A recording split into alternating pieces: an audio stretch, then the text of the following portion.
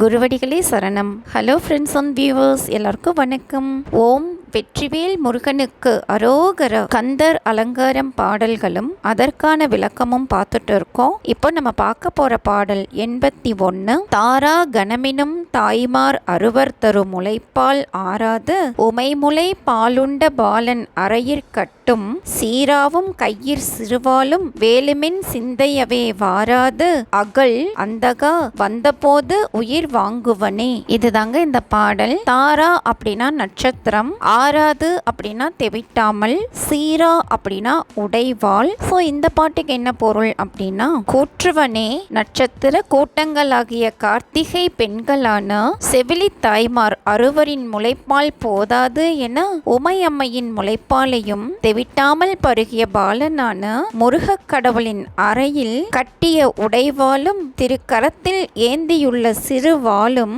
வேலாயுதமும் அடியேன் சிந்தையில் நிலையாக குடிக்கொண்டிருப்பதால் என்னிடம் வாராது நீங்கிப்போ. அப்படி நீங்காமல் நீ வருவாய் என்றால் உன் உயிரையே வாங்குவேன் அப்படின்னு சொல்லியிருக்காரு. இதுதாங்க இந்த பாட்டோட பொருள். அடுத்தது பாடல் 82. தகட்டில் சிவந்த கடம்பையும் நெஞ்சையும் தாளினைக்கே புகட்டி பணிய பணித்தருளாய் புன்டரீகன் அண்ட முகட்டை பிளந்து வளர்ந்து இந்திரலோகத்தை முட்ட வெட்டி பகட்டில் பொருதிட்ட நிட்டூர சூர பயங்கரனே. இதுதாங்க இந்த பாடல். தகடு அப்படின்னா மலரின் புற இதழ், பகடு அப்படின்னா ஆண் யானை.